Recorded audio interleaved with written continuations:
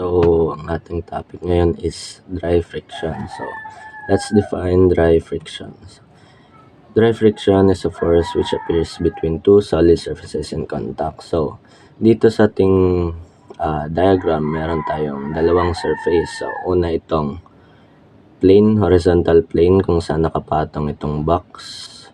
Tapos, ang isa naman ay itong box mismo, itong ilalim ng box. So, in contact sila, ibig sabihin meron tayong friction. So, next is itong P, which is ang ating applied force.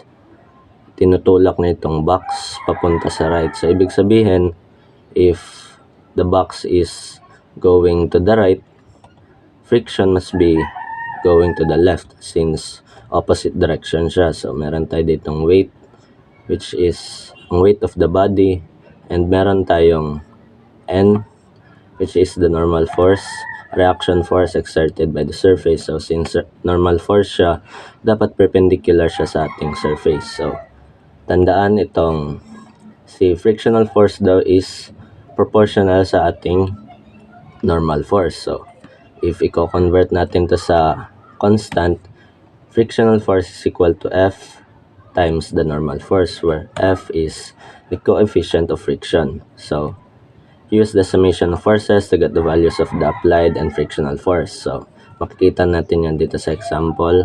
So, una is a 150 pound block is in contact with the plane at 25 degrees with the horizontal. A force P is applied parallel to the plane acting upward. If the coefficient of friction is 0.18, determine A, magnitude of P just to cause motion impend up the plane, and B, magnitude of P just to cause motion impend on the plane. So, una daw, meron daw tayo ditong 150 pound, which is ang ating weight. 25 degrees with the horizontal, ito yung angle. Ito.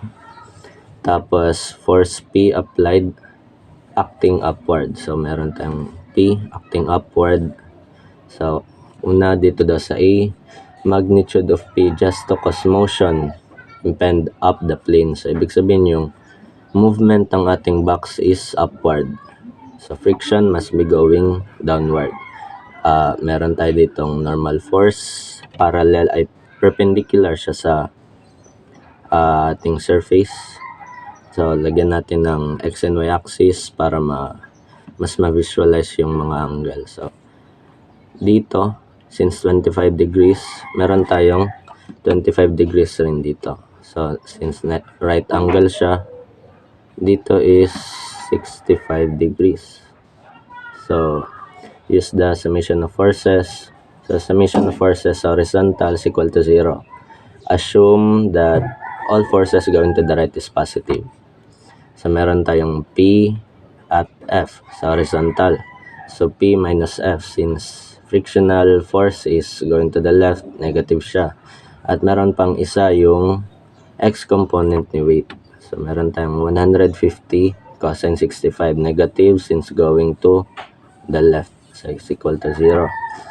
So, remember kanina yung frictional force natin is F times the normal force. So, meron tayong coefficient of friction na 0.18, substitute. P minus 0.18 N is equal to 150 cosine 65. So, meron tayong equation 1. So, doon naman tayo sa vertical force. Summation of vertical force equal to 0. Assume natin na lahat ng forces going upward is positive. So, meron tayong dalawa. Si normal force at ang Y component ni weight. So, meron tayong N minus 150, 60, sine 65. So, negative yan since going downward si Y. So, is equal to 0. Meron na tayong N is equal to 150 sine 65. So, substitute natin sa equation 1, P minus 0.18 times 150 sine 65 is equal to 150 cosine 65. So, meron tayong P is equal to 87.86 pounds. So, ibig sabihin, ito yung boundary natin. Si 87.86 pounds. So, pag lumampas yung applied force natin dyan, itong box ay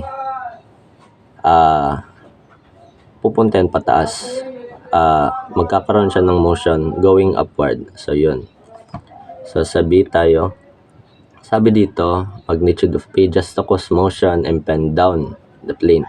So ibig sabihin, ang movement naman ng ating box ngayon is going downward. So frictional force must be going upward. So yun lang nagbago. So summation of forces horizontal is equal to 0 pa rin. Going to the right, forces going to the right is positive or positive.